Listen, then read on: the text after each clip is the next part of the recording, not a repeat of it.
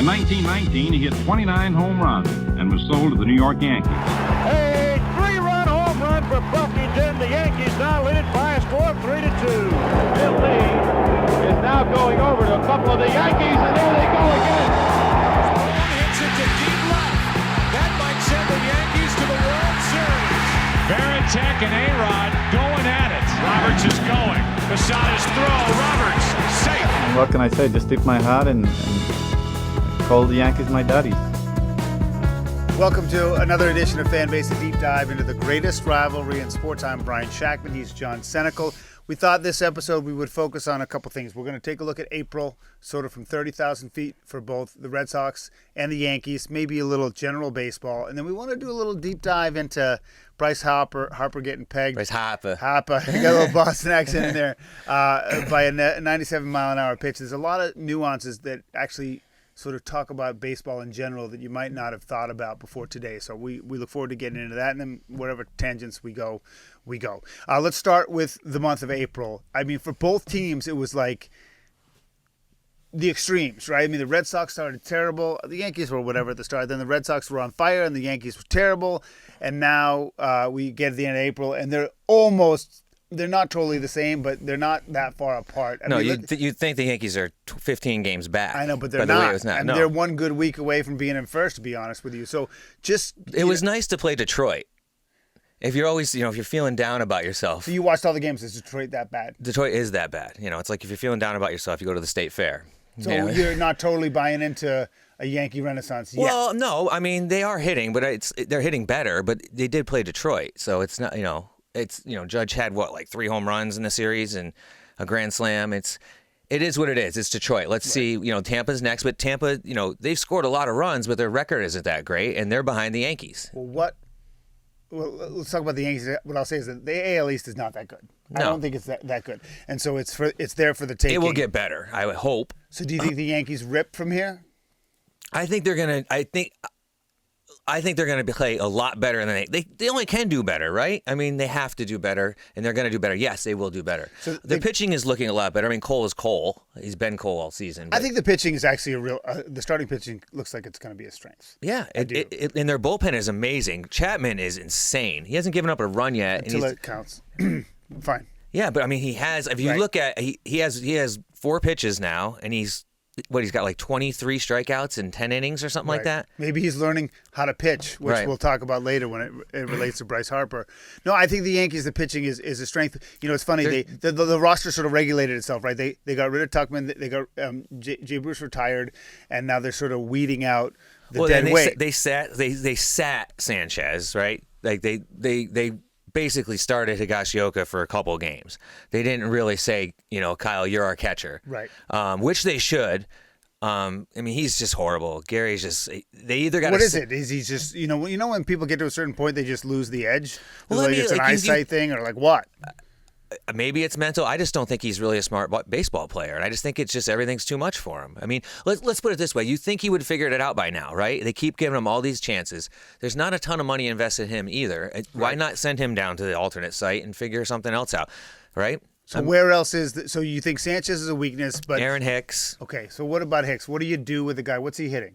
157. Okay, what do you do with a guy who you thought would be a contributor? And what they say about Hicks is he gets on base because he walks a lot. But you know what?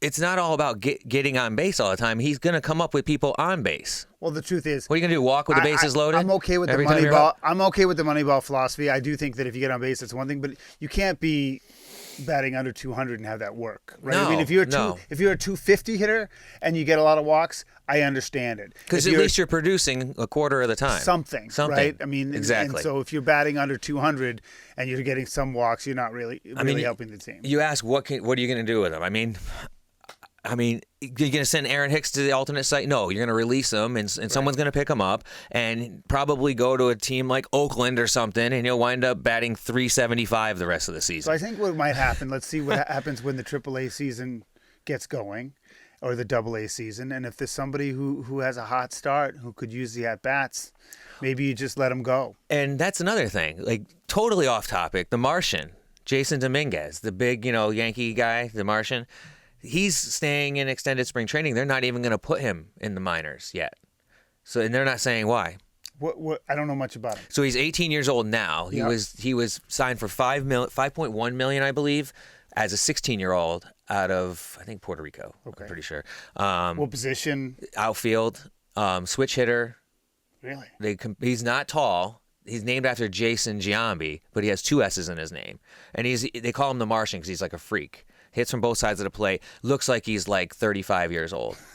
Right? But so they've been saying all along, this guy, he has not played any professional, like knock on wood professional baseball. So don't you have to give him some at-bats, like somewhere else? Like you can't just put him But all this guy's been doing is hitting at, extended spring trainings. Right. So and he's not coming up to the big club right away. No. But what I'm saying is he should be in the minor leagues. Right. He should be playing I'm somewhere. talking about somebody coming up through. Oh, who no, can replace that's why I Hicks. said totally off topic. Okay. Totally off topic. I mean, who are they going to bring up? I don't know. I mean, you mean to tell me like you can't figure something out and get and just release him or whatever? No, you probably could, but I think you'd want to get somebody. But I also think like some players, like I've been watching Jackie Bradley for 7 or 8 years. I know there's tons of people who bat 150 for a month and a half and then somehow get hot and end up at 250 at the end of the year. So maybe he gets through May and figures it out. I mean, you do have not a veteran manager, but a manager who's been around baseball a long time. Then maybe he knows how to manage Hicks well, and maybe he says something we don't, so maybe he'll get to work it out. And of course, the big problem is, when the team's struggling, you got to focus on the guys who are really struggling. Right. So hopefully, there is light. So hopefully, you build on the Detroit series and you move forward. Okay, let's talk about the Red Sox, because I really want to get to like the best part of the episode. I think is talking a little bit about what happened to Bryce Harper. But with the Red Sox, are they the team that started 0-3? Or are they the team that ended April 17-10? And I think the truth is they're somewhere in between. I mean, I think they could beat anybody, they could lose to anybody. I mean, I can't tell you how great it is to see. I think Bogarts. It's so strange that we say it like this. Like he might be the most underrated player. You don't hear anything about him. You really don't. But he's got the most hits in the bigs, and he's raking. Yeah, and he's JD's still hitting. And so I think that those two are core. And Devers is hot and cold, but he's there. But what about the pitching? Well, I just think that I think that Garrett Richards looked good. Yeah, but he turned it around, and but I don't really have a feel. I mean, I think Evaldi, as long as he stays healthy, he'll be fine.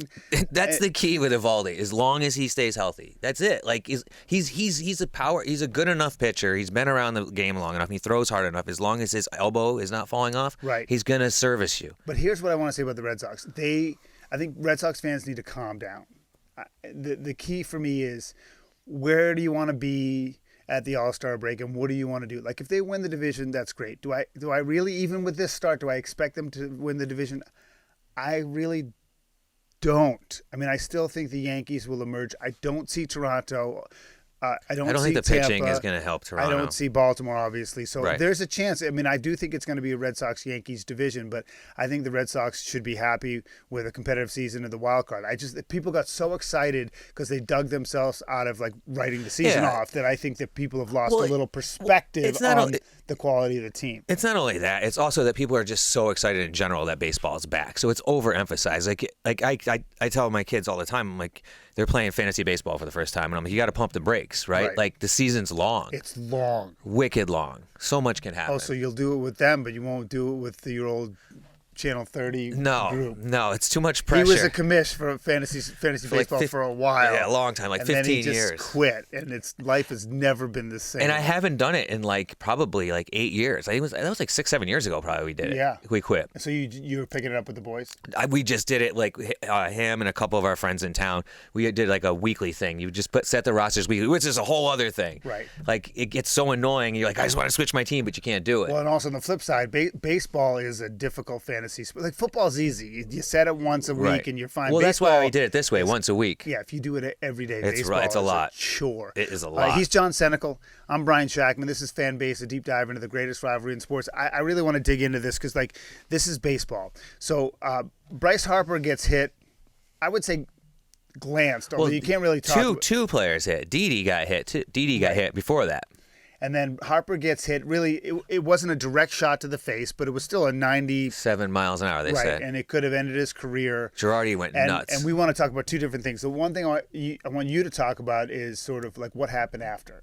Like he was not hurt, right? I mean, I think he left the game, but he's back in the lineup. He went on and he posted something on Instagram, I think it was that evening or the next day, and he was, basically saying, I'm here, I'm fine, blah, blah, blah. Everything's good. And then, according to I guess one of his coaches, he reached out to his how do you say his first name? Yenesis. What was the last name? Cabrera, I believe. Yenesis Cabrera. Let's get that accent ague or what have you. Yenesis Cabrera reached out to him and was, very Bryce Harper-ish. If people know Bryce Harper's story, he's very religious. You know, he's not the person that everyone makes him out to be on the baseball field. He's just a very intense player, and it comes off as very douchey, right? But I think that's the word probably a lot of people but would he's use. not. He's a really good person. He's a family man. He's married his high school sweetheart or the girl. Right. Anyways, so he reaches out to the guy. What did he say? And he basically says to the guy, everything's cool. I get it. If you need to talk about it, I'm here to talk about it. Keep doing what you're doing, that kind of thing. Because he saw that the guy it wasn't perfect. Well, you could see right when he threw it, the guy was just like, oh my God, and he did it. He did it with Didi too, but he's a young pitcher, and I think Girardi came out and went crazy, and I think that's what he's saying. This guy's out of control. Well, here's the deal. Then after I read, Ryan Zimmerman played with Bryce Harper in Washington, and I think he was asked about it, and he basically said, that's what baseball is. I'm paraphrasing. That's what baseball is in 2021. Everyone wants people who throw hard. So if you're 21 years old and throw 98, they're going to rush you to the big leagues. And the point is, some of these guys don't know how to pitch. Right. And they don't know where it's going half the time. And when you're messing with 95 to 99 miles an hour, that's a dangerous game. And the question is, what do you do? I mean, what do you do with that? I mean, teams can put anyone they want in there, but if a guy does pitching is kind of an art. Throwing hard is like God-given, right? I mean, there's all sorts of mechanics. Well, it's not only that; it's how they grip the ball too. When you see the slow motion of the ball coming out of a pitcher's hand, it's not like you're watching a little league kid pitch and it's coming out of their hand. It's coming off their tips of their fingers. It's not coming out of their hand. So fractions go wrong, and that ball is here, not here. It's crazy how fast, when you look at that pitch from behind home plate, behind the camera, from the pitcher, insane. So, I've always long held, I think being a quarterback might be the hardest thing to do in all of professional sports, but I think being a baseball pitcher might be tied or second. I can't believe that these guys throw hard. Consistently. Within a box. Even just throwing BP to my kid, I'm 3 feet outside every time because I don't want to do anything. And imagine throwing all out. So even if you're, Roger Clemens, it's an incredible achievement. But it is a treat watching Garrett Cole pitch. I am glad he's on the Yankees because I get to watch him pitch all the time. That guy is like an artist when he pitches. Right, and there's only a few of them out there that can do that. And not everybody comes out of the womb like Garrett Cole or Greg Maddux, who just knows how to paint it. And so I think that's because the money's so big now and the need for speed is so intense now. Right. They're rushing people to the bigs, and it hurts the product, but it also makes it dangerous. And that's the sort of takeaway from Harper. It's what people are like, oh, it only happens a couple times a year. Why don't you shut up? And I said, fine, maybe I should. But the point is that it could be a Tony Conigliaro type moment at any time, and I don't know how to stop it. But the guy, I don't know much about the guy who hit Harper, but clearly he doesn't know how to pitch yet. No, I can't imagine what it's like to stand at a ball coming almost 100 miles an hour. I've stood in when people have thrown it low 90s, and it's like the ball sings to you. I don't even know how you can hit it though. That's why these guys recognize it and get out of the way or hit it. Right, and I think it's probably easier to hit it than get out of the way. Well, I think the guys who hit fastballs, I think a lot of them are just guessing the pitch, and if they get it right, they crank it, and if they don't, they strike out, and that's modern-day baseball for you. Obviously, you have to have great hand-eye, great timing, great discipline, but the thing is that a lot of times they're just if they expect a fastball, they're going to jump on it. If they get a changeup, they're going to look silly. It's usually the pitcher misses the spot, too.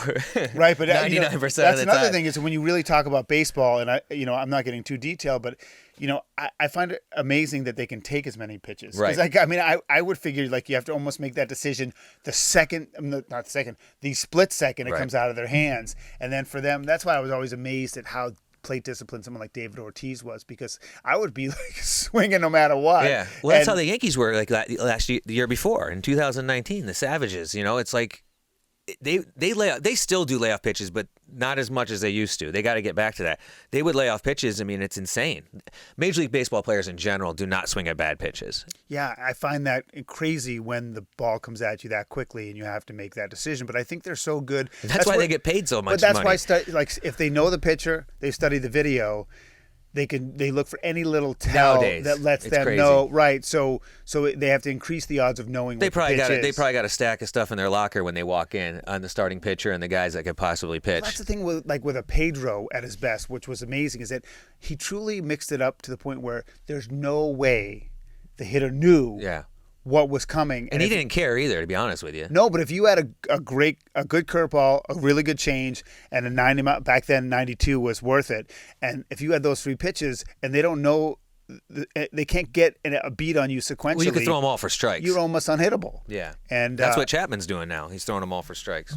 Yeah, we'll see if that happens. I mean, and has there been any talk in Yankee camp about, was it Garrett Whitlock, the Rule 5 guy? Have we talked about him at all? The Rule 5 guy they got from the Yankees. Have you not read into this at all? Oh, you got to read into this for the next episode, because this guy is he with Boston now? Yes. His name, I mean, it's been all over the place. I mean, his name's Garrett Whitlock. He just let up his first run. I feel like I remember the name. And I'm pretty sure he's a Rule 5 guy from the Yankees. And, I mean, they're grooming him to be a starter at some point. But he's basically, 14 innings pitched, 8 hits and 19 strikeouts. And they got him for nothing. So the rule of 5 is that you got to keep him on the roster, or you got to sell him give him back to the team for like $50,000 or so. You pay like $50,000 for him and keep him on the roster. Yeah, clearly he's getting it done. But we'll talk more about him. No one better than the Rule 5 guy in Major League Baseball. I mean, if they work out, right? Well, even if you don't, you just kick back. You can't go down. You can't go down. They're going to be carrying your bags the whole year. That's it. You get new Nikes and Oakleys the whole season. That's right. You get that contract and you get your service time. But good for him, though, that man. Is it, yeah. I don't care what team you play for, man. I love the underdog story. We should do a whole episode on underdog stories. I've been reading a lot of stuff about these guys that have been coming up this year and making their Major League debuts, because a lot of the different feeds, social media, have been putting it out. And there's been crazy stories about these guys, of junior college guys that were out of baseball that came back. Right. Crazy stories. Here's what we'll do for next episode. We'll each pick a 2021 underdog story, and it'll be different. And we'll pick our favorite underdog story in baseball ever. In terms of players that just made it out of nowhere or had that one hot streak. I mean, you could even go back to Tim Wakefield, who was a position player in the Pittsburgh system, and turned he was into like, a pitcher. they're like, yeah. And then not only that, I mean, or Jorge, who was a second baseman. Yeah, totally. And they switched gears and they had near Hall of Fame careers or what have you. So that'll be the next episode on Fanbase, a deep dive into the greatest rivalry in sports. He's John Senecal. I'm Brian Shackman. Obviously, enjoy us wherever you're enjoying us now. If you want to see our ugly mugs, you go to YouTube. If you want to listen to us, wherever you are now, Apple or Spotify. And please listen, share, and like. And we will see you next time.